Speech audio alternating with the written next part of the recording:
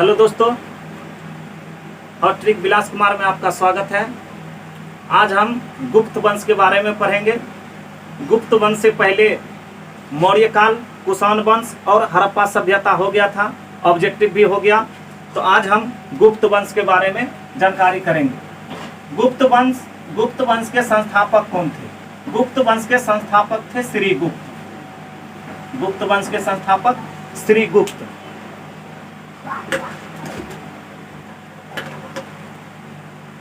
गुप्त वंश के संस्थापक श्रीगुप्त थे।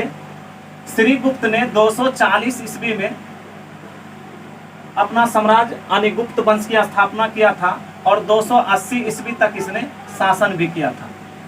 गुप्त वंश ने पूर्वी भारत में अपना साम्राज्य स्थापित किया था और कहा जाता है ये कुषाणों के यहाँ सामंत थे। सामंत का मतलब गुलाम। कुषाणों के यहाँ ये सामंत थे। अब देखो यहाँ से क्वेश्चन बनता है, गुप्त वंश के संस्थापक कौन थे? श्रीगुप्त। कब किया था? 240 ईस्वी में।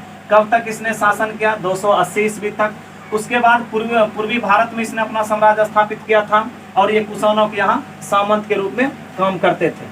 अब हम बात करते हैं वर्ण को लेकर के। कुछ विद्वानों ने इसे शूद्र कहा है, कुछ विद्वानों ने इसे क्षत्रिय कहा है, कुछ विद्वानों ने ब्राह्मण कहा है और कुछ ने तो शूद्र कहा है।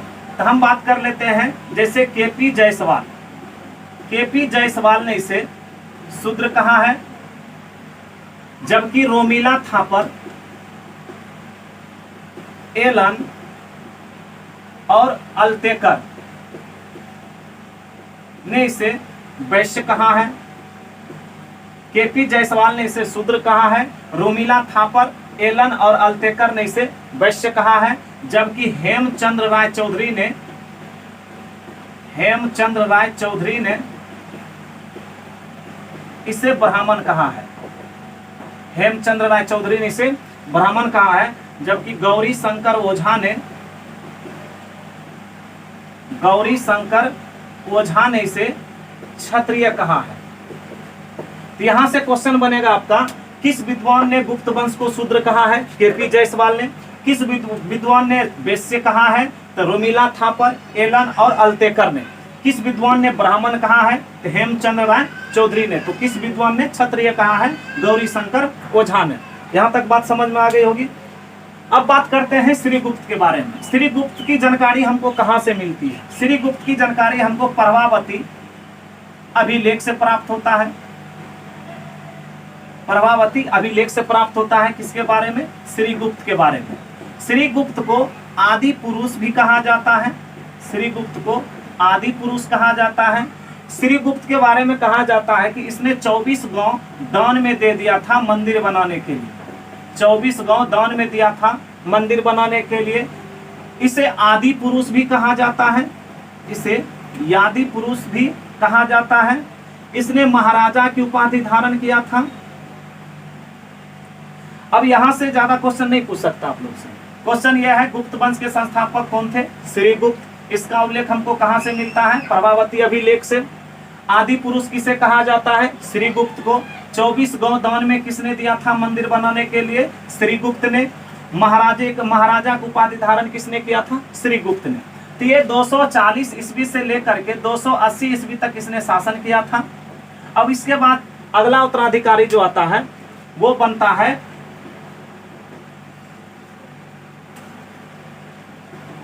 घटोत्कच। घटोत्कच 280 ईस्वी से लेकर के 319 ईस्वी तक ये शासन किया था। 280 ईस्वी से लेकर के 319 ईस्वी तक। इसका जानकारी उतना नहीं मिलता है। दो शासक ऐसा है जिसका जानकारी बहुत कम मिलता है, एक श्रीगुप्त और एक घटोत्कच। तो याद ये रखना है, सिर्फ ये घटोत्कच कहां से कहां तक शासन किया था। श्रीगुप्त का अगला उत्तराधिकारी कौन बना था? अगला उत्तराधिकारी घटोत्कच बना था। ये 280 से लेकर 319 ईस्वी तक शासन किया था। अब हम बात करते हैं इसके अगला उत्तराधिकारी पे। अगला उत्तराधिकारी जो है वो है चंद्रगुप्त प्रथम। चंद्रगुप्त प्रथम 319 ईस्वी से लेकर के 335 ईस्वी तक इसने शासन किया था।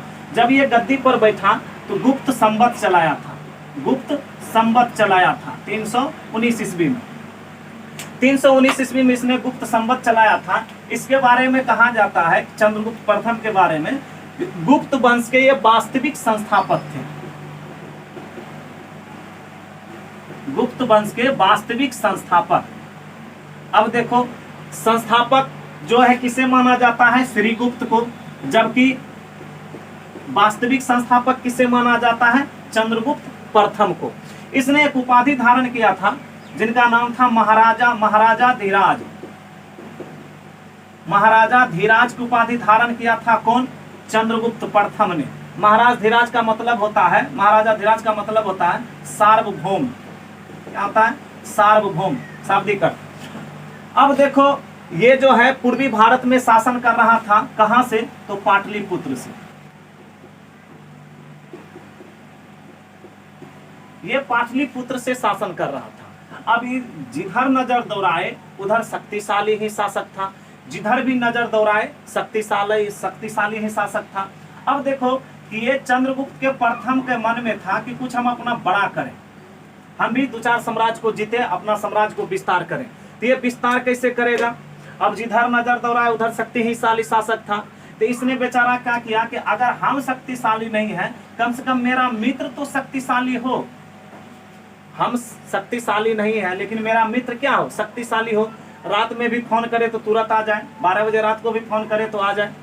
तो इसने क्या किया, एक दिन निकला तो एक लड़की को देखा। नाम तो थी तो वो लड़की, लेकिन नाम था कुमार देवी। नाम क्या था? कुमार देवी। ये लिच्छवी की राजकुमारी थी, लिच्छवी की राजकुमारी कुमार देवी। जब चंद्रगुप्त प्रथम ने इसको देखा तो गाना चालू कर दिया, कितना हसीन चेहरा। 1-2 दिन चक्कर लगाया। चक्कर लगाने के बाद फल तो मिलेगा ही। इसने क्या किया? फल मिला। फल क्या मिला कि चंद्रगुप्त का विवाह किससे हो गया? कुमार देवी से हो गया। अब कुमार देवी से इसका विवाह हो जाता है तो कुछ तो शक्तिशाली बना। अब इसका प्रमाण कहाँ मिलता है? तो इसका प्रमाण मिलता है कि एक प्रकार का ये सिक्का चलाया था। सिक्का में एक तरफ चंद्रगुप्त प्रथम की आकृति तो दूसरी तरफ राजकुमारी कुमार देवी की आकृति जो लिच्छवी सन की थी। इसने इसका प्रमाण जो है सिक्का में मिलता है। अब इसका अगला शासक जो बना था वो बना था समुद्रगुप्त। अब इसके बारे में पूरा जानकारी रखिए। तो ये भी याद रखना है, वास्तविक संस्थापक किसे कहा जाता है? चंद्रगुप्त प्रथम को। महाराजा धीराज को उपाधि धारण किसने किया था? चंद्रगुप्त प्रथम ने। गुप्त संवत किसने चलाया था? चंद्रगुप्त प्रथम ने। लिच्छवी की राजकुमारी कुमार देवी से विवाह किनका हुआ था? चंद्रगुप्त प्रथम का। अब अगला शासक कौन बनता है? अगला शासक बनता है समुद्रगुप्त। अगला शासक समुद्रगुप्त। समुद्रगुप्त शासक बनता है ये 335 ईस्वी से लेकर के 375 ईस्वी तक ये शासन करता है। 335 ईस्वी से लेकर के 375 ईस्वी तक शासन करता है।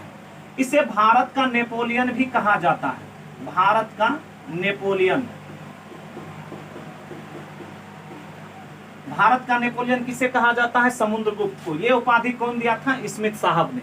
इसे कवि राज भी कहा जाता है। कवि राज भी कहा जाता है। इसे 100 युद्धों का विजेता भी कहा जाता है। 100 युद्धों का विजेता भी कहा जाता है। इसके दरबार में एक कवि रहते थे जिसका नाम था हरिसेन। हरिसेन। अब इसका उल्लेख हमको कहां से मिलता है? इसका उल्लेख हमको मिलता है प्रयाग प्रशस्ति से, जो अशोक ने बनवाया था।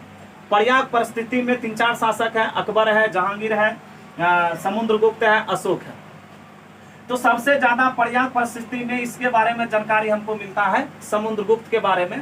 अब ये जान ले कि ये अपना साम्राज्य का विस्तार कैसे किया था।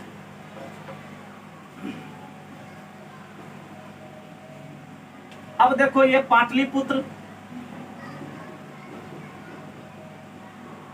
ये पाटलिपुत्र है। बेचारा यहाँ से शासन कर रहा है, गुप्त वंश जो है यहाँ पे शासन कर रहा है। इसके बगल में देखा तो यहाँ पे था आटविक प्रदेश। आटविक प्रदेश में 18 प्रदेश थे। जब इसको जीतता है तो इसके पीछे फिर देखता, नीचे में देखा, बगल में देखा कौन था, तो बगल में देखा दक्षिण भारत। यहां पर भी 12 स्वतंत्र राज्य थे। यहां पर जब देखा तो यहां पे आर्यवर्त थे, यहां पे 9 साम्राज्य थे, 9 शासक हुआ करते थे छोटा छोटा। इसके बगल में देखा, इधर देखा, ये हिमालय का क्षेत्र है, ये विंध्याचल पर्वत का क्षेत्र है। यहां पर जब देखा तो यहां पे था शक और कुषाण। इधर देखा तो यहां पे था वाकाटक वंश। इधर देखा तो इधर था नेपाल, कामरूप, सम तट, चारपत था डावोक। ये उत्तरी पूर्वी भारत का क्षेत्र है, या पश्चिमी का क्षेत्र है, या उत्तरी पश्चिमी का क्षेत्र है। इसको भी जीत लेता है। सबसे पहले समुद्रगुप्त ने यहीं पर आक्रमण करता है। जब इसको जीत लेता है, जीतने के बाद ये क्या करता है कि जितना भी राजा है सब राजा को कहता अब तो तू बेरोजगार हो गया, काम कहां से मिलेगा। तो कहा कि तुम जो है मेरे दरबार में रहो सामंत के रूप में। अब इसने नामे था कविराज, कुछ अपना भी दिमाग लगाया कि अगर इसको हम स्वतंत्र छोड़ देते हैं तो स्वतंत्र छोड़ने के बाद कल के डेट में ये क्या करता, फिर विद्रोह कर सकता है। इसलिए इसने क्या किया, अपने दरबार में सामंत का पद, इस सब जितना भी राजा था यहाँ के राजा को सबको क्या कर दिया, सामंत का पद दे दिया। अब हम बात करते हैं आटविक प्रदेश को जीतता है। दक्षिण भारत को जब जीतता है तो इसने एक नीति अपनाया था, ग्रहण मोक्षानुग्रह। ग्रहण मोक्षानुग्रह ये नीति अपना लिया था। इसका मतलब क्या होता है कि समुद्रगुप्त जब पाटलिपुत्र से यहाँ पर आक्रमण करता है, यहाँ का पूरा क्षेत्र जीत लेता है, जीतने के बाद पूरा लूटपाट मचा देता है। जब इस साम्राज्य में कुछ नहीं बचता है तब इसने ग्रहण मोक्षानुग्रह का नीति अपनाता है कि पहले जीत लेंगे, पहले ग्रहण करेंगे, फिर मोक्ष, फिर छोड़ देंगे और फिर ग्रहण करेंगे। मतलब क्या होता है कि ये राज्य को जीता, जीतने के बाद लूटपाट किया, फिर ये अपने क्षेत्र में चला आया। फिर यहाँ के राजा को बोला चलो ठीक है अब तुम ये राज्य चलाओ, कोई दिक्कत नहीं है। फिर इसने क्या किया, दक्षिण भारत का राजा क्या करेगा, अपने आर्थिक स्थिति को ठीक करने के लिए व्यापार को बढ़ाएगा। फिर यहाँ पे व्यापार मतलब दक्षिण भारत में फिर संपत्ति हो जाएगा। फिर इसने क्या करेगा, आक्रमण करेगा, फिर लूटपाट करेगा। इसीलिए मोक्षानुग्रह की नीति कौन अपनाया था, समुद्रगुप्त ने। किसके लिए, दक्षिण भारत के लिए। अब हम बात करते हैं जब ये पूरा का पूरा क्षेत्र जीत लेता है, जीतने के बाद ये छोटा सा क्षेत्र बचता है, नेपाल, कामरूप और एक है कृतपुर। उत्तरी पूर्वी का ये क्षेत्र है, उत्तरी पूर्वी भारत का ये क्षेत्र है। यहाँ पे नेपाल है, कामरूप है, समतट है, डबोक है और कृतपुर है। यहाँ का राजा अपने आप आके यहाँ पे आत्मसमर्पण कर देता है। आत्मसमर्पण करता है तो नीति अपनाता है किसका, कन्योपायन का, आत्म निवेदन का।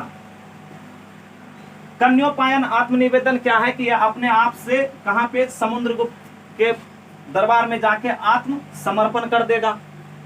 इधर का राजा कन्योपायन का मतलब क्या होता है कि यहाँ का जो भी राजा था वो संदेश भेजवाया समुद्रगुप्त को कि हम युद्ध नहीं करेंगे, आप हमारे इधर नजर मत डालिए, आप मेरी बेटी से विवाह कर लीजिए। कोई बाप को दामाद बनाने के लिए तैयार था तो कोई बेटा को दामाद बनाने के लिए तैयार था। तो बोला ठीक है तुम्हारा ये सब बात मानते हैं, मेरा एक बात मानो। बोला क्या, इसने अपना नीति अपनाया। तो बोला चलो तुम्हारा तो 2 बात हम मान लिए, कन्योपायन का भी बात मान लिया, आत्मनिवेदन का भी बात मान लिए। समुद्रगुप्त कहता है कि मेरा एक काम करो, मेरा एक ही निवेदन मानो। तो बोला क्या, तो बोला सर्व करदान आज्ञा निवेदन परनामागमन। बोला महाराज ये क्या है, तो बोला महाराज ये क्या है, तो हम बता रहे हैं। तो बताया कि ये सर्व करदान मतलब कर, टैक्स, जो भी हम अपने साम्राज्य में लागू करेंगे वह स्वतः यहाँ क्या हो जाएगा, लागू हो जाएगा। कहाँ पे, नेपाल, कामरूप, समतट, डबोक और कृतपुर पर। उसके बाद आज्ञा निवेदन, तुमको निवेदन करना है, हम तुमको चिट्ठी नहीं भेजवाएंगे कि वहां पे कर बढ़ा दो या घटा दो, जो लागू करेंगे वह स्वतः क्या हो जाएगा, वहां पर भी लागू हो जाएगा। परनामागमन मतलब कि समय समय पर आप जो है दरबार में आकर के माथा टेकेंगे। यहाँ के शासक को बोला कौन? समुद्रगुप्त। फिर इसने, यहां बात समझ में आ गई। आठवीं में 18 प्रदेश को जीत लिया, दक्षिण भारत में 12 प्रदेश को जीत लिया, आर्यवर्त में 9 प्रदेश को जीत लिया। इसीलिए इसे 100 युद्धों का विजेता कहा है। 100 युद्धों का विजेता किसे कहा जाता है? समुद्रगुप्त को, है ना। अब हम बात करते हैं, इसने 6 प्रकार का सिक्का चलाया था। इसने 6 प्रकार का सिक्का, सोने का सिक्का चलाया था। 6 प्रकार के सोने का सिक्का चलाया था। गरुड़धारी, जो गुप्त का प्रतीक होते थे, गुप्त का प्रतीक होते थे। दूसरा था धनुर्धारी, तीर चलाने वाला।